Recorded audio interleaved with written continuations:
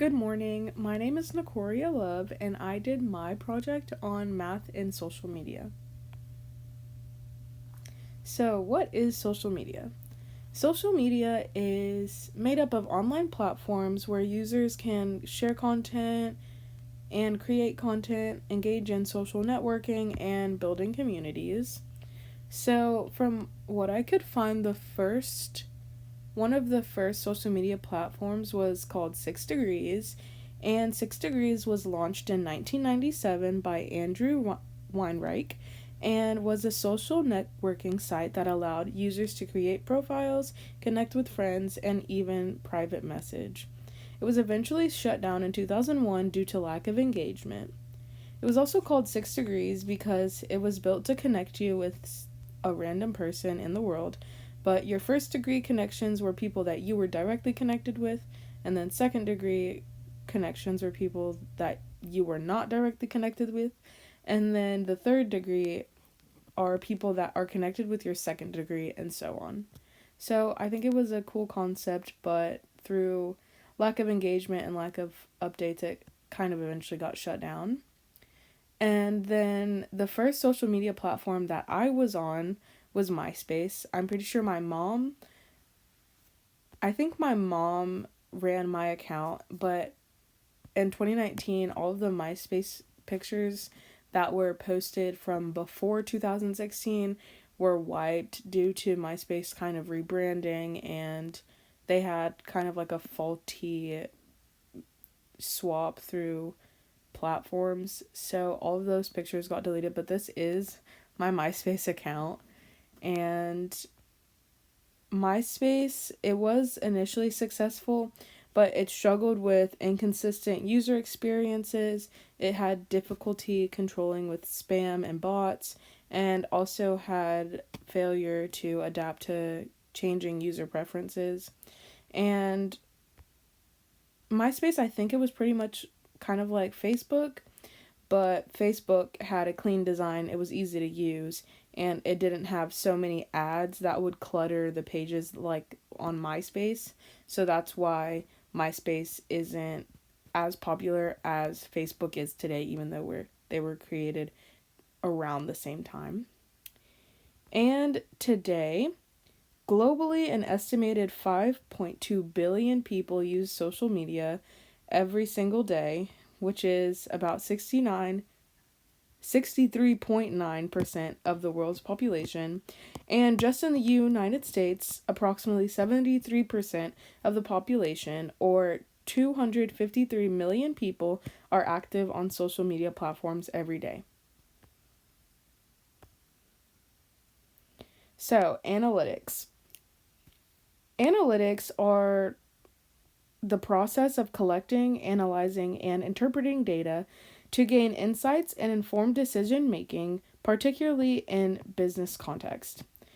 So, with the analytics, you can see this is my most popular video that I've posted on TikTok, and these are the analytics from that video.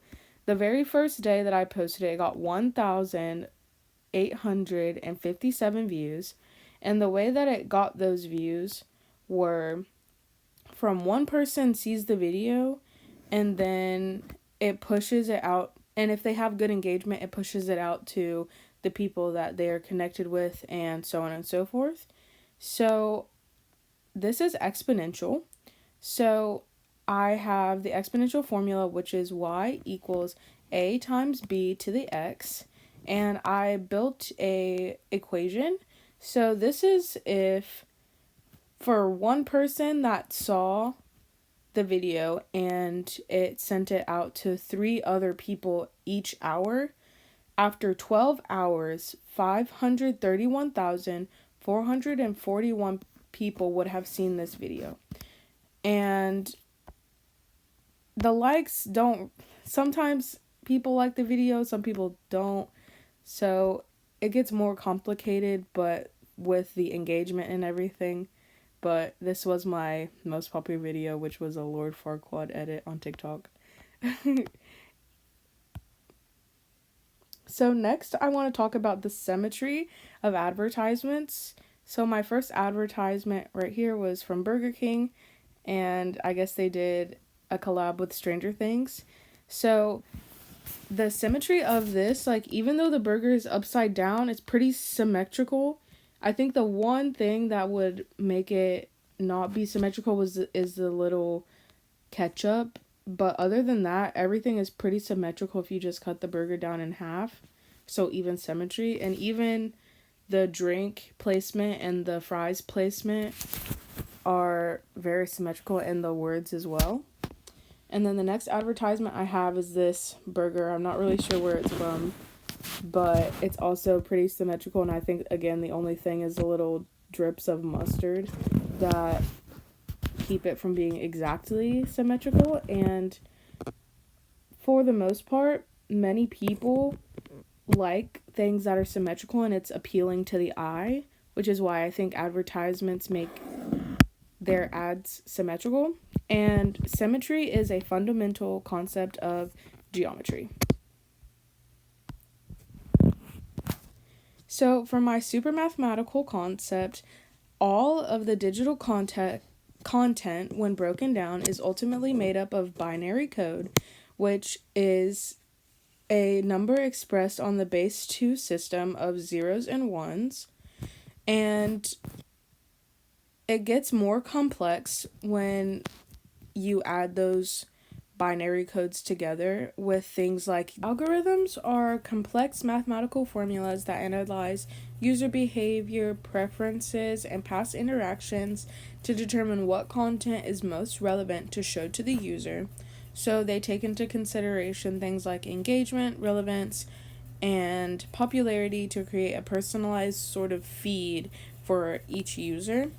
So they take into consideration things like how long you watched the video for, or like how long it took you before you just scrolled to the next thing, whether you liked the video or not, whether you commented on the video or not, whether you sent it to a friend or not, or any sort of engagement possible that you can have with this feed. They go back into the binary code and they're clicking off all of the zeros and ones and taking it back into the algorithm to say whether you should have more content like this or whether you should avoid content like this. And it does that to improve your feed to keep the user happy, engaged, and entertained. And this data that's kept by all the binary code is related just like the analytics, like statistics. So what kind of education do you need to go into media? So I've had media since I was in 2nd grade. That was my very first, Musical.ly was my first ever social media platform that I was active on. So you don't really need any education to be able to use media. Plus we have many, many, many iPad kids nowadays. But if you want to go professionally into media, you will need a 4-year bachelor's degree for an entry-level position for things like graphic media, digital content, or communications are good things that you can major in if you want to be professional in media. So my super interesting fact about social media was I chose the speed of light versus the speed of sound. So the speed of light travels at approximately 186,282 miles per second, and the speed of sound travels at about 767 miles per hour. And to convert this into miles per second so we can compare them directly, I did 767 divided by 1 hour times 1 hour divided by 3,600 seconds, which equaled 0.213 miles per second, which wasn't even equal to 1 mile per second. So it's not, putting those two together, not even 1 mile per second to over 100,000 miles per second, you can see how much faster the speed of light travels versus the speed of sound.